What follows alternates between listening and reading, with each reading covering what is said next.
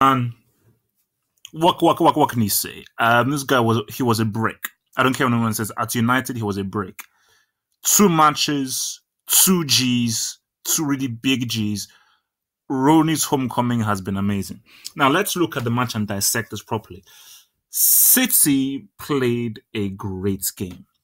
I mean, because the amount of chances that they created was just amazing. Literally, from the very first whistle all the way to the end of the game, even despite them having a man sense of, they kept on breaking away. They kept on creating chances. They kept on putting Everton under amazing pressure.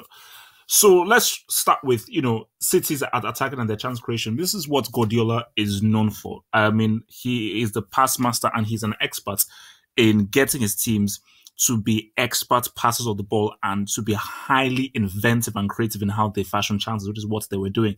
So you saw guys like Aguero, Jesus, and De Bruyne using their speed, incredible speed, to really create chances, make amazing off the ball runs, and keep on trying to find those through balls, find those spaces in between Everton players. And Everton found it very hard to really cope with them. And because Everton are not really known as a defensive team, I mean, I don't know how they don't consider these 3 or 4 Gs. But because City are so intensively attacking, I mean, this is what I call ultra offensive. There's going to be a drawback, and the drawback is that they're so light in defense. And Everton knew that, okay, look, man, we're going to come under hell, but we know that the counter is way on because they play such a high line. All we need is one really good pass, then we can have a 3-on-3, or maybe even a 4-on-3, or even a 3-on-2, because they're pushing so many guys forward, even defenders, and everybody's going forward because they want to win the ball so high up the pitch.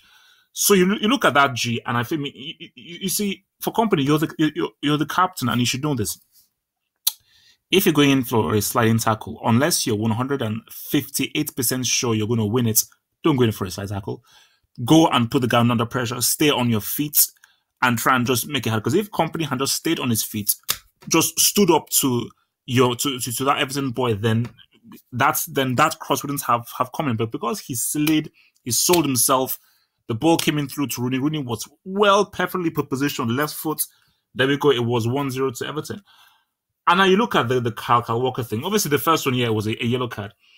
And for the other one, it's harsh. For me, that's not a sending off. Because, first of all, it's not a straight red, so forget that. But he was actually given a second yellow. That's not even a yellow card. Because I was looking at this and I didn't see an elbow. I didn't even see a motion of an elbow. So even if, let's say, nothing connects, I didn't even see a motion of an elbow. So for me, it doesn't really sit well with me. That's happening over there. So City were unlucky there. But the crazy thing was, even if they were a man down, they still had so many chances. And Everton really, I don't think they actually created anything. I mean, did Edison have to make a save in the second half? I don't think he did. And for me, Bernardo Silva has to start. Once he came on, I mean, this guy's, the kind of balls he was playing, positions he was taking up was just amazing. And I do feel that, David Silva still had a very good game.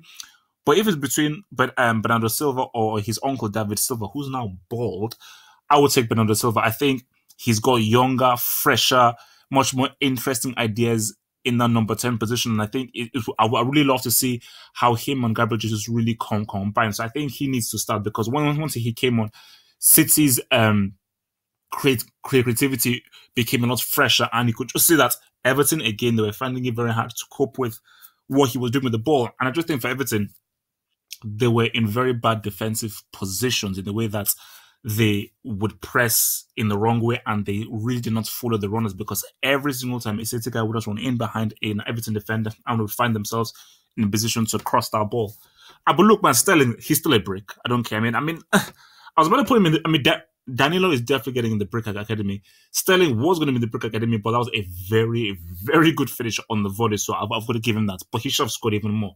So yeah, look, man, 1-1. Obviously, Pep was the guy was pissed off. He saw how he reacts with the referee, and I do think for Man City, it's still what I saw. These guys are going to score a lot of goals. They're going to be very, very good this season.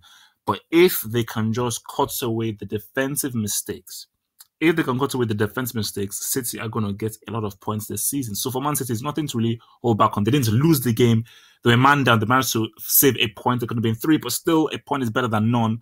But for Everton, man, look, it was a good game, a great, solid game that, yeah, they were under pressure, but they still stood up very well defensively and they made some very, very good tackles under a lot of pressure. And look, man, Rooney, what can I say? Once a brick, now he returns as a hometown hero.